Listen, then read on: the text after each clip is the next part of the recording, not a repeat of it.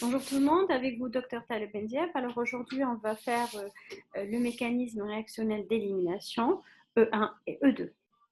Alors, avant de commencer ce mécanisme, une petite présentation des dérivés halogénés. Donc, ce sont des composés organiques substitués par des halogènes. Ils sont très répandus dans la nature et ils ont un vaste domaine dans les procédés industriels. Donc, dans l'industrie, les dérivés servent de solvants anesthésiques, d'anesthésiques en médecine ou encore de pesticides. Ici, je vous ai donné un petit exemple dans le domaine médical. Donc, par l'inhalation, ces anesthésiques halogénés, tels que l'enfurane, entrent dans le système sanguin à travers les poumons.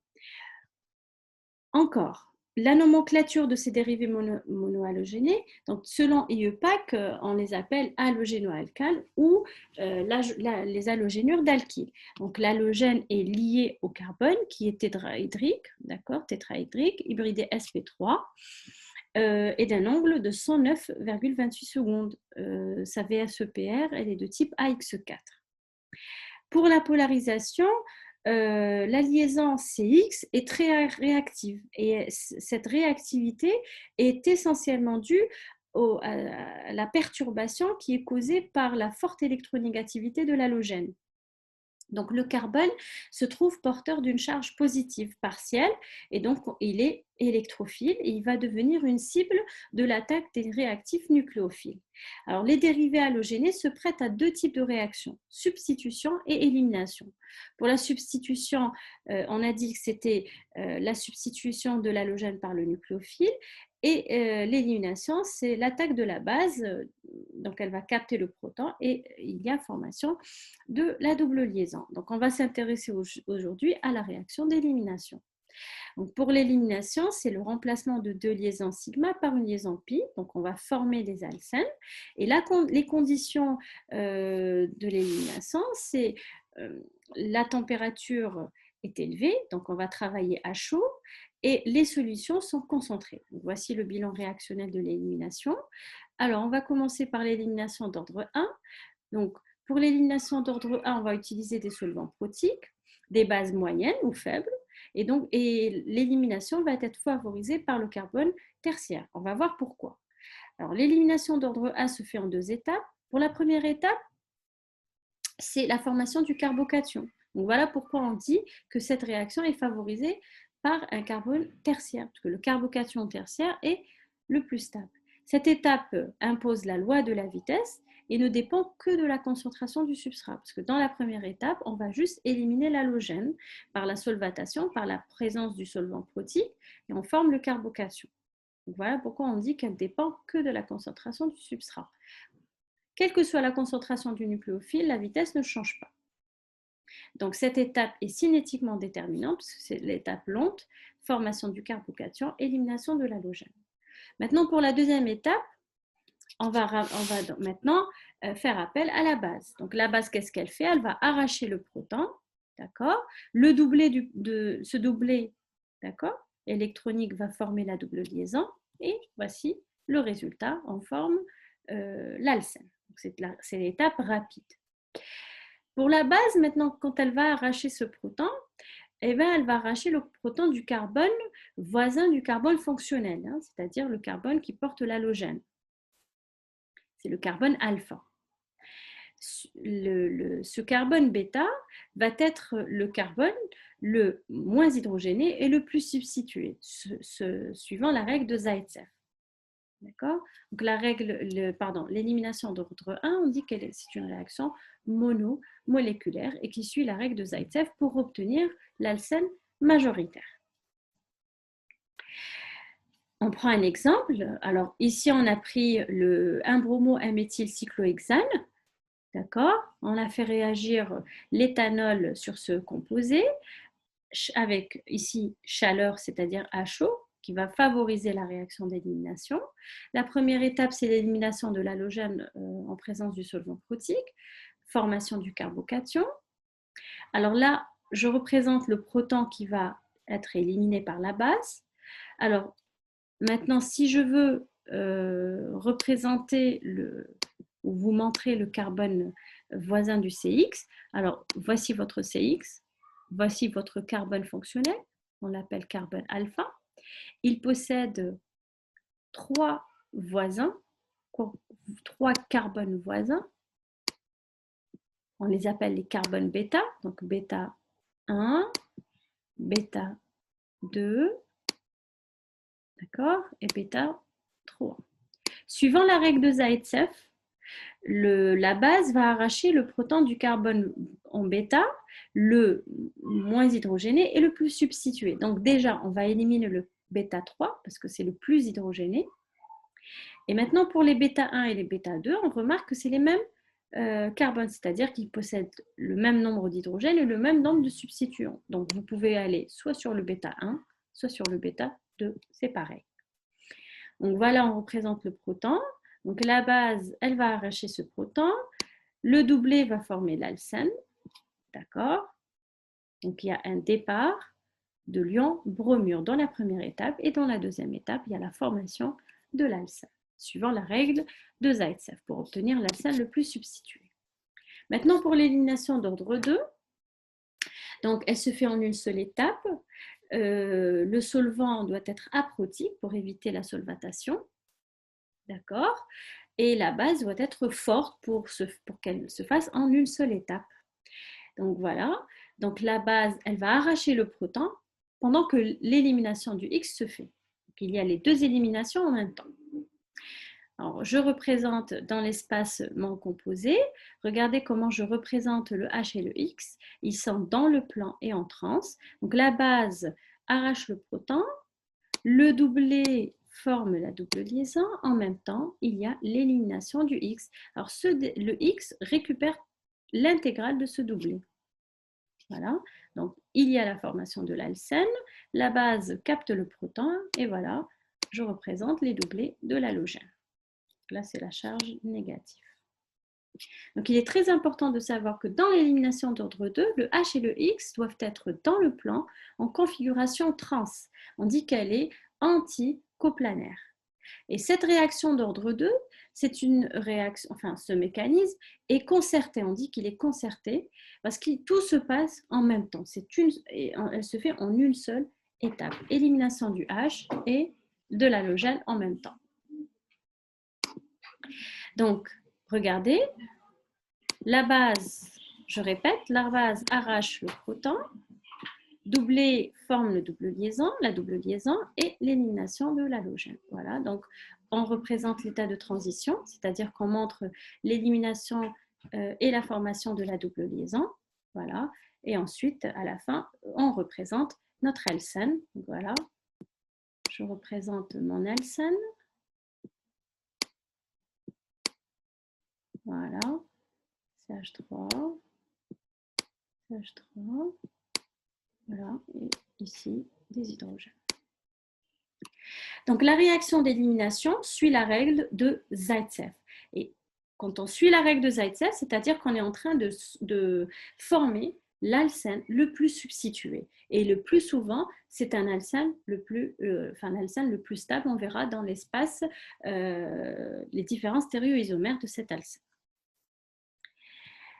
Donc, pour la règle de Zaïtsev, donc si on va vers la règle de Zaïtsev, on va former l'alcène le plus substitué, c'est-à-dire l'alcène majoritaire. En pourcentage, expérimentalement, il va être plus élevé. Maintenant, si on va du côté où le carbone en bêta est moins substitué et plus hydrogéné, on va obtenir un alcène minoritaire. Donc, je vous donne cet exemple pour voir le minoritaire et le majoritaire. Donc, voici votre carbone alpha, le carbone fonctionnel. Il possède ce carbone en bêta. Donc, il possède deux carbones voisins, bêta 1 et bêta 2. Maintenant, si on va vers le bêta, allez, on va l'appeler celui-là bêta 1 et celui-là bêta 2.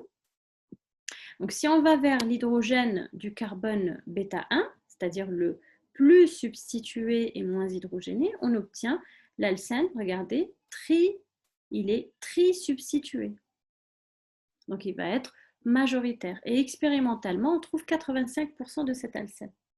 Si on va vers le bêta 2, il va être plutôt moins substitué et plus hydrogéné.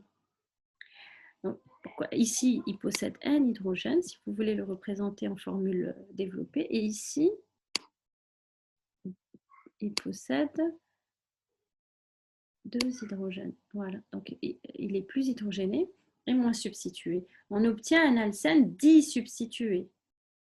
Disubstitué, il a un substituant ici, pour ce carbone, et un substituant ici. Alors que là, pour cet alcène, il a 2 substituants en haut et un substituant en bas. Donc là, c'est le trisubstitué majoritaire, disubstitué minoritaire. Suivant la règle de Zaitsev, on obtient le majoritaire. Alors, le problème maintenant, c'est le problème de la stéréochimie de cette réaction. Pourquoi? Parce que pour l'alcène, il y a 2 stéréoisomères possibles. On peut obtenir soit le Z ou le E. Donc la question, elle est-ce qu'on obtient un mélange équitable de Z et E, ou on obtient un majoritaire et un minoritaire, ou l'un exclusivement, c'est-à-dire soit le E 100% ou le Z 100%. Donc, on traite les différentes éliminations, les différents ordres dans l'espace. Donc, on commence par l'élimination d'ordre 2. On représente notre composé dans l'espace, bien sûr en respectant la forme anti du H et du brome partant. D'accord. Suivant la règle de Zaitsev, la base arrache l'hydrogène du carbone voisin du carbone fonctionnel qui porte l'halogène, le moins hydrogéné et le plus substitué, et on obtient l'alcène en configuration E. Dans l'élimination d'ordre 2, on obtient exclusivement la configuration E pour ce composé. Alors maintenant, si on voit l'élimination d'ordre 1, la première étape, c'est la formation du carbocation, c'est-à-dire on va éliminer l'halogène. Au niveau de cette liaison, CX, CC+, c'est une liaison sigma, et sur la liaison sigma, il y a une libre rotation. Donc, à la fin, cette libre rotation va nous former 2 stéréoisomères, soit la configuration Z ou la configuration E. Ces 2 configurations sont dues à la libre rotation de la liaison sigma. Donc, pour l'élimination d'ordre 1, on obtient un mélange de Z et E. Mais par contre, ce mélange n'est pas équitable, c'est-à-dire que le Z et le E n'est pas un mélange équitable. Pourquoi? Parce que la configuration E est plus stable que la configuration Z. La configuration Z est instable à cause de l'encombrement stérique. Donc, plus les substituants volumineux sont du même côté, plus il y a un encombrement et donc l'alcène va être instable. Donc, dans ce mélange, il y a le majoritaire qui est en configuration E et le minoritaire qui est en configuration Z. Mais rappelez-vous que dans cette réaction que j'ai faite, j'ai suivi la règle de Zaitsev, c'est-à-dire que cet alcène, ce mélange, c'est un mélange en quantité majoritaire, un pourcentage majoritaire, parce qu'on a suivi la règle de Zaitsev. Alors que pour l'élimination d'ordre 2, on obtient un seul alcène, il n'y a pas de libre rotation, il y a l'attaque et l'élimination en même temps. Donc il n'y a pas la formation du carbocation, pas de libre rotation. Voilà. Donc, on va parler du problème stéréochimique. Est-ce que la configuration maintenant du produit dépend de la configuration du substrat? Je prends cet exemple, je le traite en présence de l'éthanoate de sodium, qui est une base forte, et on va voir ce qu'on obtient. Alors, l'élimination d'ordre 2, d'ailleurs, c'est une base forte, donc on va obtenir on va faire une élimination d'ordre 2. On a dit qu'il faut que le brome et le H doivent être dans le plan et en entier. Ça, c'est très important.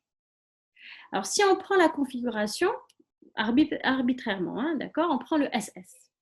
On représente la molécule dans la configuration est de type SS, ok, et on va obtenir, suivant la règle de Zaitsev et dans le mécanisme d'élimination d'ordre 2, c'est-à-dire une seule étape, on va obtenir la configuration Z, uniquement le Z, parce que c'est une seule étape. Donc pour la configuration SS, on obtient la configuration Z, un seul stéréoisomère, une seule configuration. C'est-à-dire que le SS m'a donné une configuration bien précise. Si on change la configuration de ce substrat, si on travaillait avec le SR, le SR va nous donner la configuration E, uniquement E. D'accord? Alors, on peut dire que l'élimination d'ordre 2, elle est stéréospécifique parce que la configuration du produit dépend de la configuration du substrat. Maintenant, pour l'élimination d'ordre 1. Donc, pour l'élimination d'ordre 1, on a dit qu'on travaille avec des bases faibles ou moyennes et des solvants protiques. Donc, si on prend un substrat et on va choisir toujours arbitrairement la configuration SR. On va obtenir, suivant les étapes de l'élimination d'ordre 1, donc première étape, c'est la formation du carbocation. Donc, il y a une libre rotation et à la fin, on obtient un mélange de Z et E. Z minoritaire et E minoritaire, suivant, bien sûr, toujours suivant la règle de Zaïtsev, cet alcène où ce mélange est le majoritaire. Si on change la configuration, on travaille avec le SS du même substrat, ben on va obtenir la même chose, Z et E, parce qu'il y a toujours formation du carbocation et il y a toujours la libre rotation. Donc automatiquement, à la fin, on va obtenir le même mélange Z et E. Donc on peut dire que l'élimination d'ordre 1 n'est pas stéréospécifique. Quelle que soit la configuration du substrat, on obtient toujours un mélange de Z et de E. Alors, pour la règle de Zaïtsev, je répète la définition de cette règle. La base, elle va capter le proton du carbone en bêta, voisin du carbone en alpha, carbone CX, fonctionnel, le moins hydrogéné et le plus substitué, pour obtenir l'alcène le plus substitué. C'est-à-dire que c'est une réaction régio-sélective. La région de l'attaque est sélective. D'accord? Je vais corriger, la région d'attaque est sélective. Donc, pour l'élimination d'ordre 1 et d'ordre 2, on va voir la stéréochimie de cette réaction. Régiosélective, que ce soit pour l'élimination d'ordre 1 ou pour l'ordre 2, si on veut obtenir l'alcène majoritaire, on suit la règle de Zaïtsev. Donc, s'il y a plusieurs carbones susceptibles de former cet alcène, d'accord, on va voir quel est le carbone le moins hydrogéné plus substitué. Donc, on va aller vers une région bien sélective. E1 et E2, elles sont régio-sélectives. Pour la stéréospécificité, la configuration du produit dépend de la configuration du substrat. On peut dire que l'élimination d'ordre 1, elle est non stéréospécifique parce qu'on obtient un mélange de Z et E, et pour l'élimination d'ordre 2, elle est stéréospécifique. Maintenant, pour la stéréosélectivité, on va s'intéresser aux stéréoisomères que l'on peut obtenir, d'accord? C'est-à-dire, est-ce qu'on va obtenir Z majoritaire ou E majoritaire, etc. Donc, on va voir le pourcentage de ce stéréoisomère. Alors, c'est l'étape 2 qui va nous donner ce pourcentage, d'accord? Donc, c'est l'étape 2 qui est concernée par la stéréosélectivité. Pour l'élimination d'ordre 2, on va obtenir un seul stéréoisomère, une seule configuration, d'accord, exclusive, donc 100%. Et pour l'élimination d'ordre 1, on va obtenir un mélange, excusez-moi, il y a une petite erreur, un mélange de Z et de E, mais dans ce mélange, il n'y a pas un mélange équitable. Il y a le majoritaire qui est en configuration E et le minoritaire qui est en configuration Z. Donc, il y a un pourcentage plus élevé que l'autre. Donc, on dit que l'élimination d'ordre 1, elle est stéréosélective. Donc, voilà pour la réaction d'élimination. Donc, on verra prochainement le mécanisme de substitution, d'accord? Et on fera après la réaction de compétition entre la SN et l'élimination. Voilà, c'est tout pour aujourd'hui. Je vous remercie et puis à la prochaine fois.